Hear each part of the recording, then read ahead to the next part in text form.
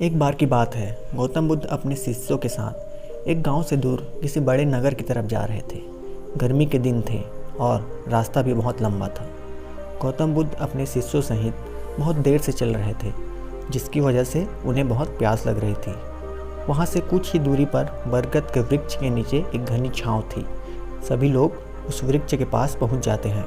महात्मा बुद्ध अपने शिष्यों सहित वृक्ष की घनी छाया के नीचे विश्राम करने लगते हैं। बहुत देर से चलने की वजह से सभी का गला प्यास से सूख रहा था। यह बात बुद्ध जानते थे। बुद्ध ने अपने एक शिष्य को कहा, आप इस बरगद की छाया से 20 कदम दूर जाकर बरगद की 2 बार परिक्रमा करके वापस आ जाओ। शिष्य वैसा ही करता है जैसा बुद्ध ने बताया हो। परिक्रमा के बाद जब शिष्य महात्मा बुद्ध के पास आया तो बुद्ध बोले कि क्या आपको किसी ठंडी हवा का अनुभव हुआ था?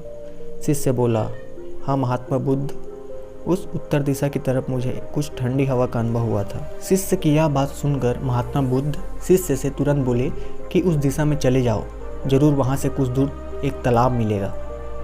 उस तालाब से सभी के लिए पानी ले आओ। शिष्य उसी दिशा में जब कुछ दूर जाता है तो वह सच में एक तालाब होता है।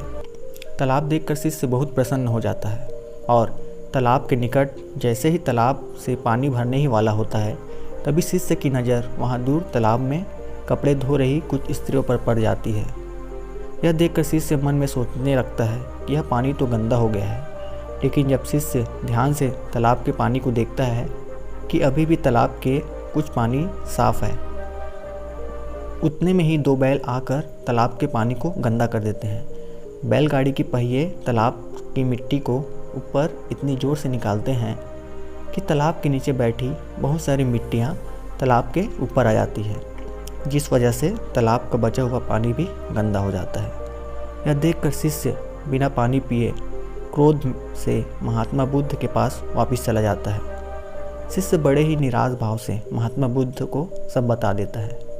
शिष्य की बातें सुन सभी शिष्य बोलते हैं कि हमें तुरंत यहाँ से निकलना चाहिए, किसी दूसरी जगह पानी की खोज करनी चाहिए, वरना प्यास के मारे जान ही निकल जाएगी। इधर महात्मा बुद्ध सभी को शांत कराने के लिए कहते हैं और बोलते हैं कि धीरज रखो, कुछ देर यहीं बैठो, उचित समय आने तक संयम बनाए रखो। सभी महात्मा बुद्ध की बात सुनकर शांत हो जाते हैं और वहीं बैठ जाते हैं।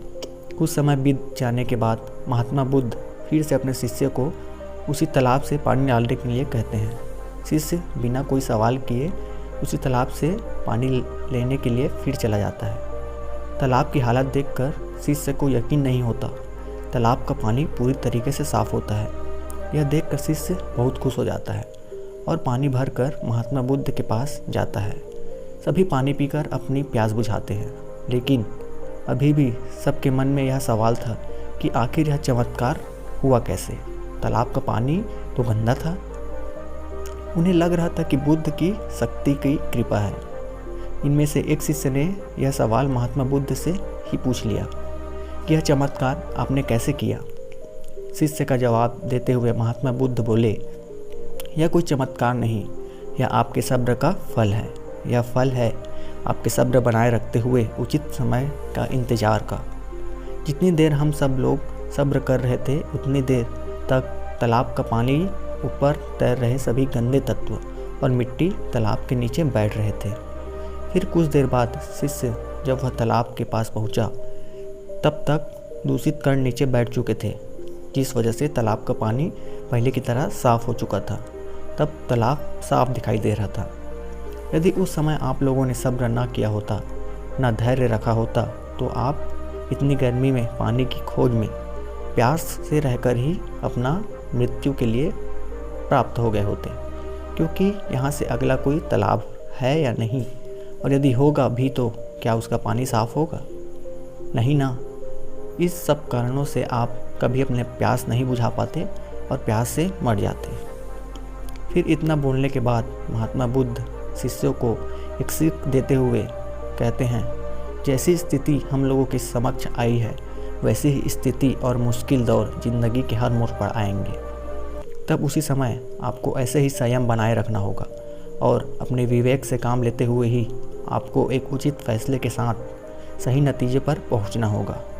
हर मुश्किल दौर में सब्र रखते हुए ऐसे ही शांत मन से ही कोई फैसला लेना चाहिए जिससे आपके और दूसरों के लिए अच्छा हो, क्योंकि ऐसी स्थितियों में लोग अक्सर गुस्से में आकर अपना सब्र खो देते हैं और गुस्से तथा जल्दबाजी में वे गलत काम और फैसला कर बैठते हैं, जिसका परिणाम बुरा और भविष्य में देखने को मिलता है, जिसमें खुद का नुकसान अधिक होता है। कुछ परिस्थितियाँ जीवन में ऐसी भी होती है जहाँ पर हमें सब्र बनाए रखते हुए उचित समय का इंतज़ार करना होता है, लेकिन लोग अक्सर यहीं पर अपना सब्र खो देते हैं और उचित समय आने का इंतज़ार नहीं करते, जिस वजह से उनको आगे चलकर दुख और मुश्किलों का सामना करना पड़ता है।